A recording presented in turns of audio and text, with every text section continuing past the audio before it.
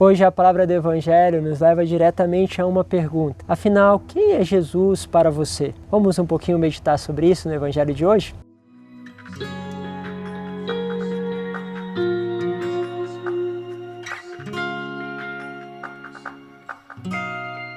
Que bom ter a tua presença mais uma vez neste canal. Vamos juntos meditar o Evangelho de hoje, sexta-feira, dia 25. O Evangelho está em Lucas, no capítulo 9, do versículo 18 ao 22. A palavra diz assim: Aconteceu que Jesus estava rezando num lugar retirado e os discípulos estavam com ele.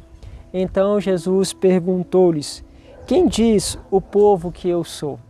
Jesus é esperto, né? Ele faz primeiro essa pergunta.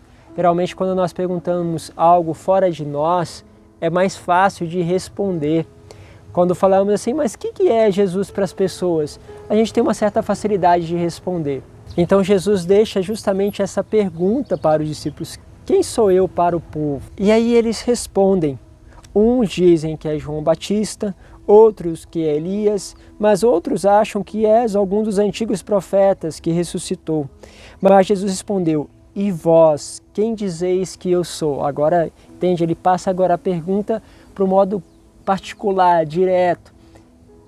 E vós, e para você? Essa pergunta se volta justamente para nós. E é interessante pensarmos que a gente tem muitas imagens de Jesus. Muitas das imagens que se formam de Jesus para nós se formam por aquilo que é a nossa história, daquilo que nós vamos compreendendo, não só uma questão de catequese, mas uma questão sobretudo de experiência. E geralmente a experiência feita com a figura paterna leva a como que projetarmos aquilo na pessoa de Jesus como um comportamento. Mas também pensamos Jesus como aquele que retribui algo que nós temos feito para ele. Então a gente muitas vezes faz muitas coisas para Jesus, orações, penitências, jejum, esperando um retorno. Quanto mais se faz, mais se recebe. Há como se fosse uma troca aqui no relacionamento com Jesus. Jesus pode ser aquele que faz esse intercâmbio entre o seu sacrifício, entre as suas orações e as graças de Deus. Ok? Ele atua como esse intermediário. Pode ser essa visão. Alguns têm a visão de que Jesus é aquele que está sempre nos pedindo sacrifício, que sempre está realmente fazendo algo para nos provar. Então a pessoa tem aquela sensação de que se alguma coisa está boa agora, daqui a algum tempo a coisa vai piorar, porque não pode ficar boa por muito tempo. Então a figura de Jesus aparece aí. Houve momentos que eu também vi Jesus, né, rezando pelas pessoas, um Jesus que era como um pai de santo, que dava passe, né, que aparecia assim.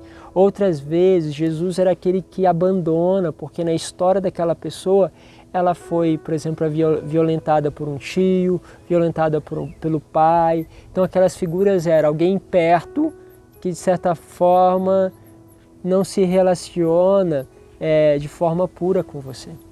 Então aquela pureza no sentido de cuidado, de zelo. Então como se Deus no fundo, embora eu acredite, eu falo aqui pessoas que têm fé, acreditam em Deus, só que parece que no fundo é como se tivesse sempre um receio que Deus pudesse de uma certa forma abandoná-la, deixá-la, pudesse de certa forma colocá-la de lado. Então aí vai aparecendo essas imagens, mas a imagem verdadeira de Jesus é uma imagem do coração, e essa imagem de um Deus que ama, ela vai sendo conhecida ao longo da história, e nós chegaremos ao final da nossa história sem sabermos ainda a totalidade daquilo que Ele é. A nossa imagem sobre Ele ainda sempre será limitada. E não é por isso o problema. Podemos ter a imagem limitada de Deus porque nós temos a nossa limitação. Não podemos ver algo por completo. Podemos dizer então, como São Paulo, que nos fala que muitas vezes tocamos de um certo modo, né? Nos aproximamos daquilo que será, mas nós nunca poderemos realmente contemplar ainda face a face.